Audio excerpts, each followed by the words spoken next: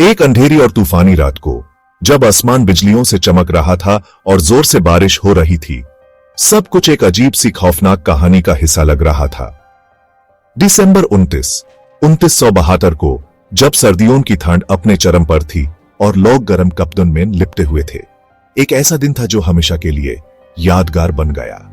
Eastern airlines की flight 401 New York city से Miami के लिए उड़ी। यह एक रूटीन फ्लाइट थी जिसमें लोग अपने अपने मंजिलों की तरफ जा रहे थे, कुछ अपने परिवार से मिलने, कुछ काम के सिलसिले में। यह एक नॉर्मल फ्लाइट थी जिसमें 176 लोग सवार थे। हर किसी के चेहरे पर मुस्कुराहट थी और सब अपने अपने सपनों में खोए हुए थे। लेकिन किस्मत को कुछ और ही मंजूर था। आसमान में बादल घने हो रहे थे और हवा तेज चल रही थी। यह सब कुछ एक बड़ी मुसीबत का संकेत दे रहा था।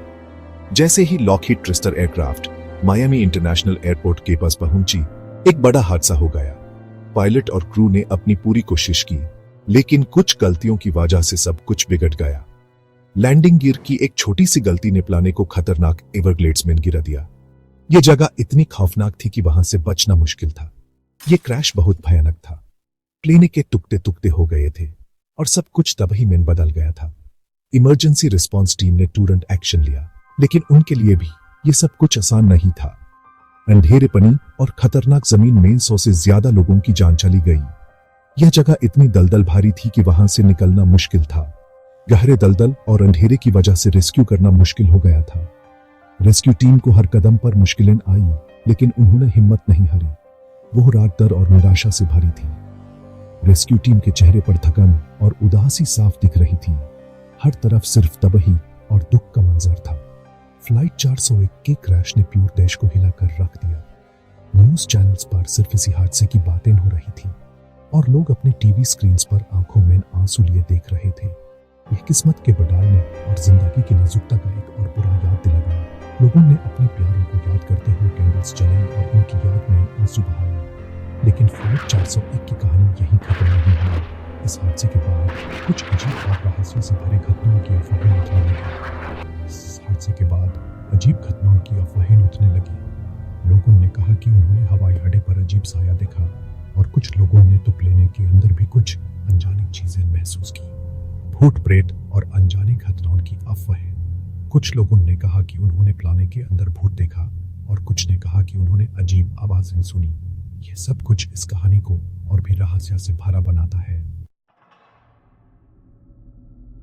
जैसे हाई इन्वेस्टिगेटर्स ने फ्लाइट 401 के wreckage की जांच शुरू की, उन्हें कुछ अजीब और असामान्य चीजें महसूस होने लगी। यह सिर्फ एक साधारण क्रैश इन्वेस्टिगेशन नहीं थी, बल्कि कुछ और ही था जो उन्हें परेशान कर रहा था। ईस्टर्न एयरलाइंस की स्टाफ के बीच कहानियां फैलने लगी। ये कहानियां सिर्फ एक दूसरे को डराने के लिए नहीं थी, बल्कि उनमें कुछ सच्चाई भी थी। कुछ लोगों ने कहा कि उन्होंने अजीब आवाजें सुनी, जबकि कुछ ने कहा कि उन्होंने परछाइयों को देखा। हंगर्स में रात को काम करने वाले मैकेनिक्स और इंजीनियर्स को अजीब लगा, जैसे कोई उन्हें देख रहा हो। यह सिर्फ एक भावना नहीं थी, बल्कि उन्होंने अक्सर अपने आसपास कुछ असामान्य घटनाएं देखी। मैकेनिक्स को ऐसा लगता था जैसे उनके आसपास कोई छुपी हुई ताकत है। टूल्स गायब हो जाते और फिर ऐसे जगह मिलते जहां होना इम्पॉसिबल था। ये टूल्स अक्सर उन जगहों पर मिलते जहां उन्हें रखना संभव नहीं था। मैकेनिक्स को लगता था जैसे कोई उनके साथ मजाक कर रहा हो, लेकिन यह मजाक नहीं था। यह कुछ और ही था जो उन्हें समझ नहीं आ रहा था। हवा में एक उदासी छा गई, जैसे कोई भरीपन हो। यह उदासी सिर्फ एक भावना नहीं थी, बल्कि यह कुछ और ही था जो सबको महसूस हो रहा था। यह उदासी उन लोगों की थी जो इस क्रैश में अपनी जान गंवा चुके थे। कुछ लोगों ने हंगर्स में परछाइयों को घूमते देखा, जो पास जाने पर गायब हो जाती थी। यह परछाइयां सिर्फ एक भ्रम नहीं थी, बल्कि ये उन आत्माओं की परछाइयां थी जो अब भी शांति की तलाश में थी। ये परछाइयां अक्सर रात के अंधेरे में नजर आती थी, जब सब लोग घर जा चुके होते थे। दूसरों ने आवाजें सुनी, नाम पुकारते हुए, जबकि सब लोग घर जा चुके थे। ये आवाजें अक्सर रात के सन्नाटे में सुने देती थी, जब सब कुछ शांत होता था। ये आवाजें उन लोगों की थी जो इस क्रैश में अपनी जान गंवा चुके थे और अब भी अपने प्यारों को पुकार रहे थे। यह सब घटनाएं, जिन्हें अक्सर मजाक या ज्यादा सोचने का नतीजा माना जाता था, डर और बेचैनी का कारण बन गई। ये घटनाएं सिर्फ एक कहानी नहीं थी, बल्कि ये सच्चाई थी जो सबको डराने लगी थी। वर्कर्स को लगता था जैसे उनके आसपास कुछ असामान्य हो रहा है जो उन्हें समझ नहीं आ रहा था। हैंगर्स में ठंडक छा गई जो फ्लाइट 401 के सल्वजेट पार्ट्स से आ रही थी। यह ठंडक सिर्फ मौसम की वजह से नहीं थी, बल्कि यह उन आत्माओं की ठंडक थी जो अब भी उन पार्ट्स के साथ चिपकी हुई थी। यह ठंडक सबको महसूस होती थी और सबको डराने लगी थी। ऐसा लगता था जैसे क्रैश में मारने वालों की आत्माओं को शांति नहीं मिली, उनकी रूह उन एयरक्राफ्ट के टुकड़ों से चिपकी हुई थी जो उन्हें मौत के मुंह में ले गई थी। यह आत्माओं अब भी उन टुकड़ों के साथ चिपकी हुई थी और अपनी शांति की तलाश में थी। यह कहानियां सिर्फ एक कहानी नहीं थी, बल्कि यह सच्चाई थी जो सबको डराने लगी थी। सबसे ज्यादा सुनी जेन वाली कहानी कैप्टन बॉब लॉफ्ट की थी, जो फ्लाइट 401 के अनुभवी पायलट थे। कई ईस्टर्न एयरलाइंस क्रू मेंबर्स, जिनमें पायलट्स और फ्लाइट अटेंडेंट्स भी शामिल थे, ने उन्हें दूसरी फ्लाइट्स में देखा। उनकी भूतिया शक्ल उनके बीच में दिख रही थी। एक फ्लाइट अटेंडेंट पूरी तरह से घबराई हुई ने कैप्टन लॉफ्ट को गैली में बैठे देखा। उनकी यूनिफॉर्म साफ सुथरी, उनके चेहरे पर गहरी चिंता। वो एयरक्राफ्ट की जांच कर रहे थे, जैसे कुछ ढूंढ रहे हों। जब उसने उनसे बात करने की कोशिश की तो वो गायब हो गए, एक ठंडक छोड़कर। एक और पायलट जो ईस्टर्न एयरलाइंस के अलग रूट पर उड़ रहा था ने कसम खाई कि उसने कैप्टन लॉफ्ट को कॉकपिट में देखा।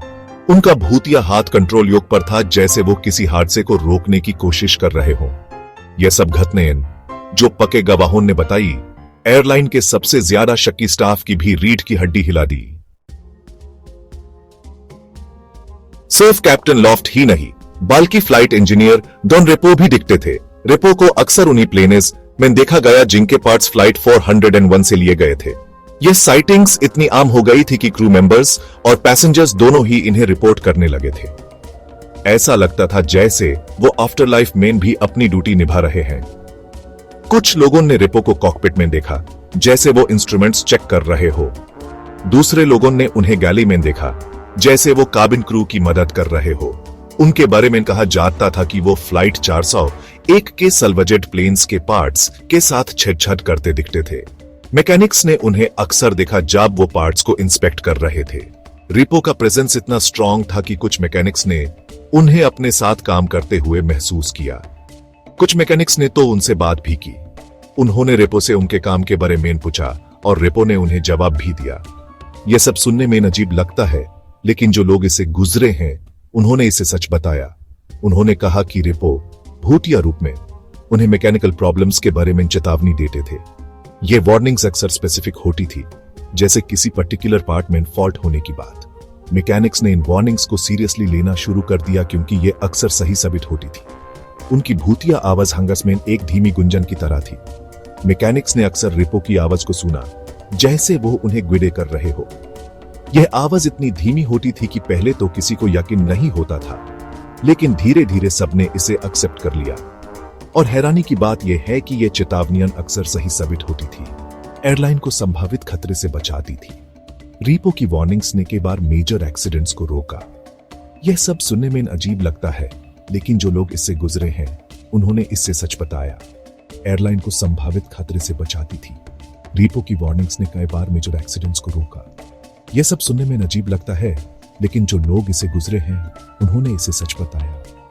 इन घटनाओं ने हॉन्टेड पार्ट्स और डूम्ड फ्लाइट की क्रू की मौजूदगी की कहानी को पक्का कर दिया। यह सब इतना आम हो गया था कि ईस्टर्न एयरलाइंस के हर एम्प्लॉई ने इसके बारे में सुना था। यह कहानियां सिर्फ एक दो लोगों तक सीमित नहीं थी, बल्कि पूरी एयरलाइन में फैल गई थी। कैप्टन लॉफ्ट और फ्लाइट इंजीनियर रीपो की कहानियां ईस्टर्न एयरलाइंस में आग की तरह फैल गई। धीमी आवाजों से लेकर खुला चर्चा होने लगी। हर कोई इन कहानियों को सुनता और अपने एक्सपीरियंसेस शेयर करता। यह सब इतना आम हो गया था कि एयरलाइन के हर एम्प्लॉई ने इसके बारे में सुना था। धीमी आवाजों से लेकर खुला चर्चा होने लगी। हर कोई इन कहानियों को सुनता और अपने एक्सपीरियंसेस शेयर करता। यह सब इतना आम हो गया था कि एयरलाइन के हर एम्प्लॉई ने इसके बारे में सुना था।